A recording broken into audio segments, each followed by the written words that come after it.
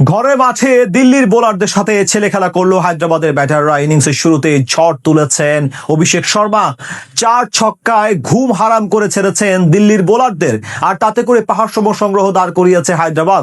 জবাবে ব্যাট করতে নেমে লড়াই করেছে দিল্লির ব্যাটাররাও। রান বন্যার ম্যাচে সেখান থেকে ম্যাচের ফলাফল গেল কাদের পক্ষে, তাই নিয়ে বিস্তারিত এই রিপোর্টে।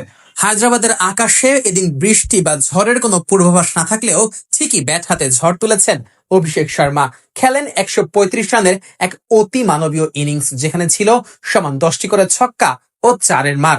আর অভিষেকের এই ঝড়ো ব্যাটিং এর সুবাদে ঘরের মাঠে দিল্লি ক্যাপিটালসের বিপক্ষে 242 রানের বিশাল সংগ্রহ দাঁড় করায় হায়দ্রাবাদে এদিন টস ভাগ্যটা পক্ষে যায় দিল্লি ক্যাপিটালসের অধিনায়ক আকসার প্যাটেলের। কাল বিলম্ব না করেই সিদ্ধান্ত নেন আগে বল করার। তবে আকসারের সেই সিদ্ধান্তটা ভুল প্রমাণ করতে বেশি সময় নেননি স্বাগতিকদের দুই ওপেনার ট্রাভিস হেড ও অভিষেক শর্মা। পাওয়ার প্লের শুরুতে অবশ্য বাউন্ডারি হাঁকানোর দিকেই নজর ছিল এই দুই ব্যাটারের। তবে ইনিংসের পঞ্চম ওভারে নীতিশ রানাকে 3টি ছক্কা হাঁকান হেড ও অভিষেক জুটি। সেই ওভারে দলীয় অর্ধশতকেও পৌঁছায় হায়দ্রাবাদ।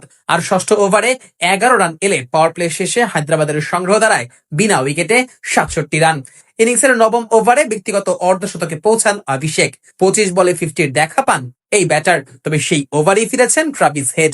আকসার প্যাটেলের বলে সামির রিজভির হাতে ক্যাচ তুলে দেন অজি এই তারকা। শেষ হয় তার 26 বলে 37 রানের ইনিংস। পরের ওভারেই দলীয় শতকে পৌঁছায় হায়দ্রাবাদ। এরপরই ঝড় তোলেন অভিষেক শর্মা ও ঈশান কিষান। দুজনে মিলে সেই এক ওভারে হাঁকান 2টো 4 ও 2টো ছক্কার মার।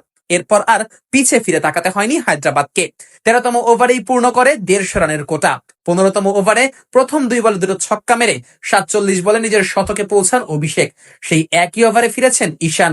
রান আউটের ফাঁদে পড়ে আউট হবার আগে ঈশানের ব্যাটে আসে 13 বলে 15 রান। এরপর অভিষেককে যোগ্য সঙ্গ দেন হেনরিক ক্লাসেন। দুজনে মিলে হায়দ্রাবাদের হয়ে গড়েন পাহাড় সম সংগ্রহ। নির্ধারিত ওভারের খেলা শেষে হায়দ্রাবাদের ইনিংস থামে 2 উইকেট হারিয়ে 242 রানে।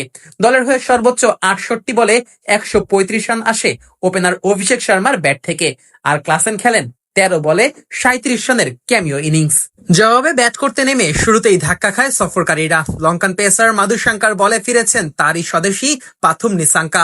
এরপর পাওয়ার প্লে জুড়ে দলের ইনিংস মেরামতের কাজ করেন লোকেশ রাহুল ও নীতিশ রানা। দুজনে মিলে পাওয়ার প্লেতে দলের সংগ্রহ নিয়ে যায় 1 উইকেট হারিয়ে 59 রানে। এরপর আরো চড়াও হয়ে খেলতে থাকেন এই দুই ব্যাটার। ইনিংসের 8ম ওভারে শিবম কুমারের শেষ 3 বলে 2 ছক্কা ও 1 4 হাঁকান রানা। আর 10ম ওভারের প্রথম বলে সাকিবকে বাউন্ডারি মেরে দলের শতক ও ব্যক্তিগত অর্ধশতকে পৌঁছান রানা। যদিও সেই ওভারেই ফিরেছেন লোকেশ রাহুল। পরের ওভারে নীতিশ রানাও ফিরেছেন মালিঙ্গার বলে। এদিন সুবিধা করতে পারেননি ডেভিড মিলারও। প্রথম বলেই বোল্ড হয়ে ফিরেছেন এই প্রোটিয়া ব্যাটার। এরপর হায়দ্রাবাদের রান পাহাড়ের সামনে সুবিধা করতে পারেনি দিল্লির ব্যাটাররা। ফলে আসরে নিজেদের চতুর্থ জয় নিশ্চিত করে ঈশান কিষানের দল।